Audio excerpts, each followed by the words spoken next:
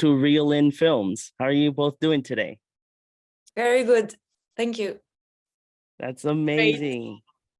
So I gotta say, The Worst Ones is a very interesting film. The movie brings not only a story of two main characters, but it brings a very interesting look and behind the characters themselves as well. C'est un film très intéressant. On voit deux histoires des deux protagonistes, mais on voit beaucoup plus que ça. Now, I wanted to ask you both, what inspired you to write and make The Worst Ones? C'était quoi votre inspiration pour écrire et après réaliser les pires? Alors, Les Pires, c'est une histoire qui s'inspire d'un court-métrage, en fait, qui était notre premier film. Et ce court-métrage, on l'a fait à l'issue de notre rencontre quand on faisait du casting sauvage avec Lise. Donc, en fait, c'est une histoire très personnelle qu'on racontait dans ce court-métrage. C'est l'histoire d'une rencontre entre des directrices de casting et des jeunes enfants dans un collège qui sont repérés lors d'un casting sauvage. Et c'est l'histoire de cette jeune fille qui va être repérée et du coup s'imaginer, se faire un petit peu un film de ce que ça pourrait être. Ça montre tout ce que ça crée aussi au sein de sa famille, ses amis, des jalousies, des rivalités, ou alors ce que ça crée comme rêve chez son petit frère. Voilà, tout ce que raconte ce court-métrage, on a eu envie de le raconter dans le long-métrage, mais cette fois-ci en racontant aussi le tournage du film et donc la rencontre là où le court-métrage s'arrêtait avant le tournage.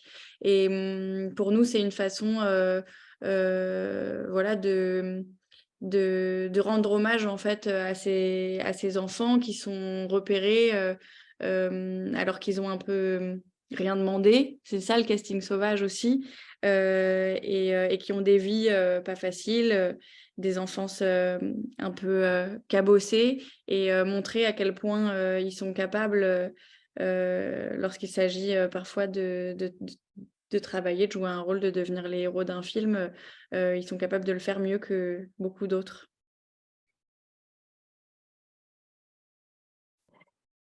So this is a story that is inspired by a short film that we had made previously. It was our first film, the short, and we made it after we had first met.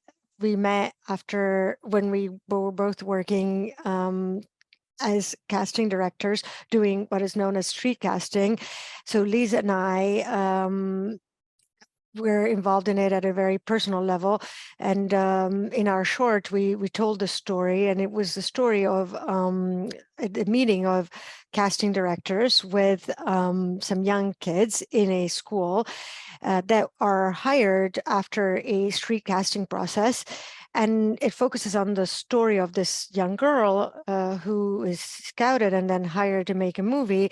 And we decided that we wanted to make a movie to show everything that happens to her after that event that changes her life so much. So we show what happens within her family, with her friends, the jealousies and rivalries, what it generates in terms of dreams, the dream that is sparked within her younger brother.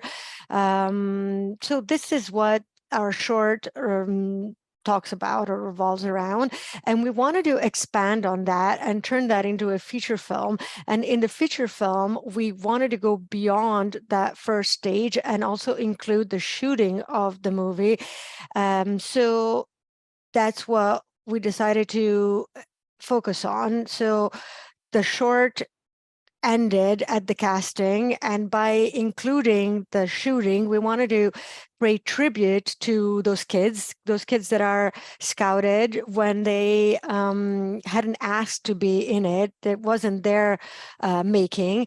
And this is what street casting leads to. And these kids don't have easy lives. They're kids that have been hurt by life, and we want to show to what extent they're capable. Sometimes, they have to play roles in which they become heroes, and they are so good at doing so much better than many others would have. No, that's amazing. That's really amazing. So, what was the experience for both of you? Be making the film. How was it? How did it feel to work with the cast and the crew? And then not only you guys working with the cast and the crew, because in theory there was two cast and two crews at the same time. So, what was the experience for both of you? C'était comment l'expérience sur le plateau, le travail avec les acteurs, le cast et la troupe, enfin comment on dit ça? Le crew, l'équipe. Et parce que pour vous, dans votre situation spéciale, c'était comme deux équipes différentes et aussi deux casts différents. Ouais, alors plus ou moins parce qu'on a quand même utilisé nos vrais techniciens pour jouer les rôles des techniciens de Gabriel, pas pour les rôles importants évidemment, mais pour tout ce qui est figuration surtout. Et en fait, c'était quelque chose qui nous faisait très peur de s'en mêler les pinceaux, cette mise en abîme. On se disait, mais comment on va faire le matériel, les gens Et en fait, ça a vraiment clairement pas été du tout l'endroit de difficulté le plus important de ce film. Et finalement, voilà, ça s'est fait assez facilement. Il y a une partie du matériel qui était vouée enfin qui pouvait être filmé, qui était le matériel de l'équipe de Gabriel. Pareil pour les techniciens, c'était toujours nos propres techniciens, mais ceux dont on n'avait pas forcément besoin pour tourner pouvaient être dans le champ. Et donc finalement, c'était assez agréable et participatif. En fait, c'était presque plus facile parce que s'il y a quelqu'un qui passait dans le champ, bah, nous, pour une fois, c'était pas si grave. Et puis, il y avait je rajoute juste qu'on tournait à 2 caméras. Et donc, en fait, il y avait toujours notre caméra à nous. On tournait à 2 caméras tout le temps. Et les quelques séquences, il y en a 4 où on tourne le film de Gabriel. Il y avait celle du film de Gabriel, la nôtre. Et en fait, en sachant que nous, on pouvait se servir des 2 images. Donc, c'était plutôt du bonus, tout ça.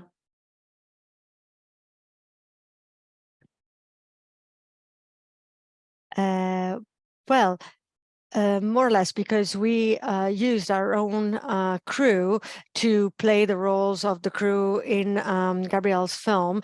For the most important roles, it went that way, but also for the extras, we were worried about mixing all these situations and the film thing. We thought, how are we going to pull that off in terms of all the people involved? But at the end of the day, it didn't turn out to be the most challenging part, not at all. It happens quite easily. Part of the material we already had there, and we were able to film it. And when we were filming all the material that Gabrielle's crew needed, well, it was already stuff that we had around. It was, as we said, our people, but not the ones that we needed in that particular scene. They could be in the shot. It was actually quite fun and collaborative. It was easier to some extent because normally in a film, when somebody is in the shot, it's a problem. You always have to make sure they're not. But in this particular case, it was fine if they were. And so I just wanted to add that we always shot with 2 cameras. So we always had our own camera, and then there was the other camera for the other sequences. Actually, there were 4 sequences in which we are shooting Gabrielle's film. And there was Gabrielle's film's camera, our camera, and then the other one. And we knew that we could use all of that footage. So to some extent, it ended up it ended up working to our advantage because we had, so to speak, bonus material. Okay, that's great. That's super great. So I wanted to ask both of you, Roma and Lise, is there a moment in the film that you take to heart? Which scene or moment that you just take with you all the way? Est-ce qu'il y a un moment dans le film que vous aimez plus que tous les autres? Est-ce qu'il y a un moment que vous avez jamais oublié? Vous allez jamais oublier? Alors, il y a plusieurs scènes qui sont... On a chacune un peu nos scènes préférées et on a un peu les mêmes, celles qu'on est heureuse de voir revenir quand on regarde le film. Et après, pour ce qui est du moment du tournage, il y a un moment qui nous a marqué très fort toutes les deux et qui a été le moment le plus bouleversant, c'est le tournage de la dernière scène, de la scène finale, où tout a commencé à un petit peu se brouiller, la fiction, la réalité. Lily et Ryan, joués par Timéo et Mallory, enfin Timéo et Mallory qui jouaient Lily et Ryan, ne savaient plus trop s'ils étaient en train de se parler à eux ou à leur personnage, et donc il y a une espèce de... On les a vus vraiment à ce moment-là éclore en tant qu'acteurs et prendre et devenir mûrs de tout ce qu'ils avaient appris pendant 1 mois et demi de tournage. Et donc, c'était très, très beau de les voir s'approprier ces outils-là qu'on leur avait donnés et les voir naître en tant qu'acteurs devant nos yeux.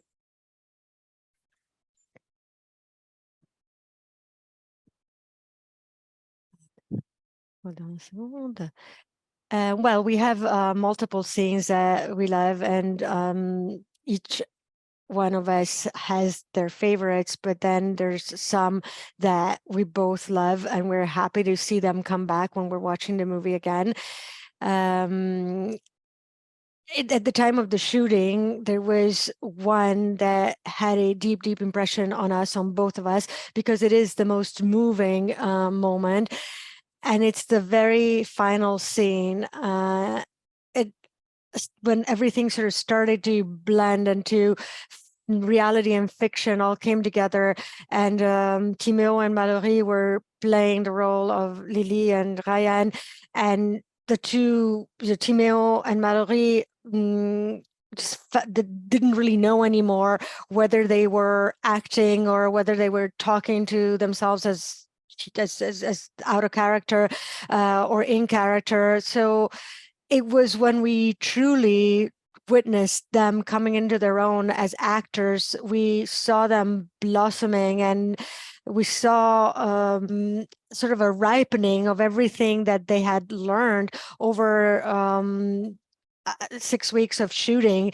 And it was really beautiful to see them owning the tools that they had learned.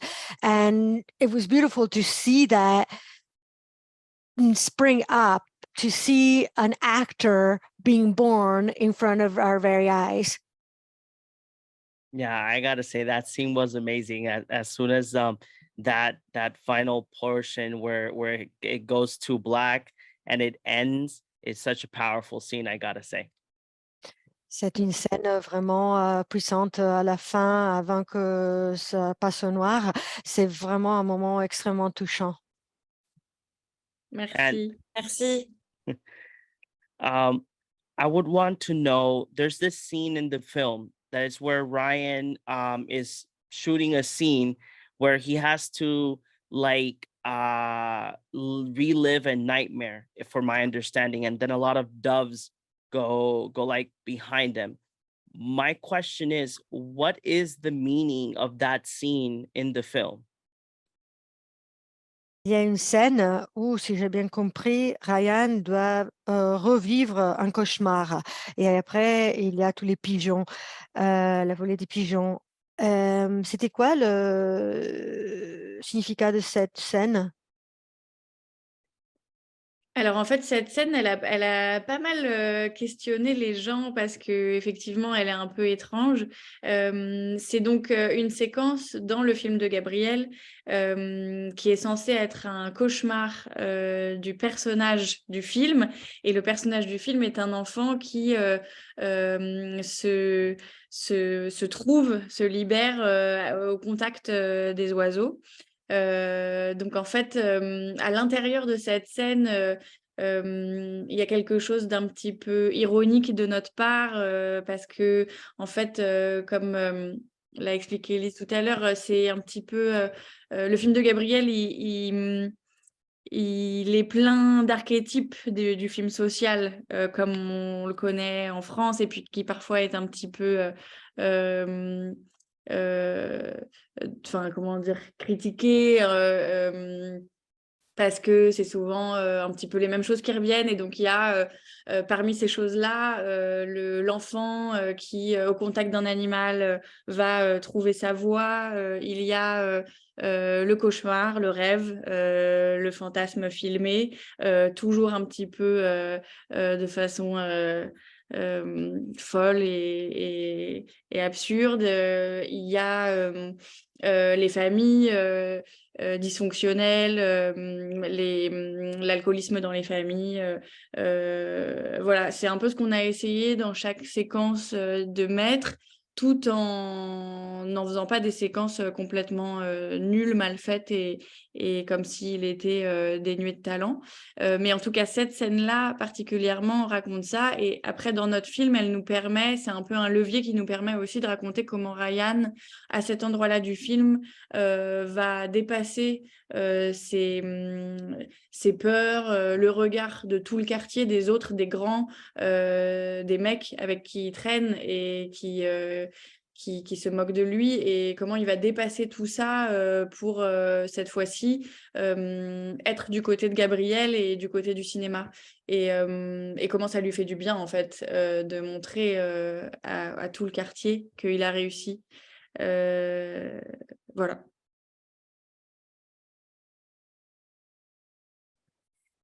Yeah, that scene gave rise to a lot of questions by many people because indeed it is a little strange. So it's a sequence within Gabrielle's film, which is supposed to be a nightmare that the character has, the character in the film. And the character is a kid who finds himself free when in touch with birds. And so within that scene, there's something a little ironic on our part because like Lise was saying earlier, in Gabrielle's film, there's a lot of archetypes. It's chock full of social drama archetypes, the way we know this genre in France. And in a way, we want to criticize that because it's always the same sort of ideas that come back time and again. For example, this idea of a kid who, when placed in touch with an animal, finds his or her way, or the idea of the nightmare, of the dream, of the filmed imagination, in a little sort of absurd or crazy way, filmed that way. And then dysfunctional families, alcoholism in the family. So that's why in that sequence, we tried to sort of combine all of that. But that scene, it tells us the story. And then in our own film, it becomes a device that allows us to talk about how Ryan, in that moment, he has an opportunity to come into his own, and he overcomes his fears in terms of being watched by the entire neighborhood, by adults, by the other older kids that he hangs out with, who generally make fun of him. Well, he goes beyond all of that. And in this particular situation, he takes Gabrielle's side. He takes the side of cinema. And this is good for him. And it's very, very positive for him to show the entire neighborhood that he accomplished that. That's amazing. So Lise, Roma, thank you very much for your time, and for all of our viewers as well. The Worst Ones will release in theaters in New York, Los Angeles, Denver, Chicago, and major cities starting March 24th. So thank you once again, for this time to talk about The Worst Ones. Thank you very much. Thank you. Thank you.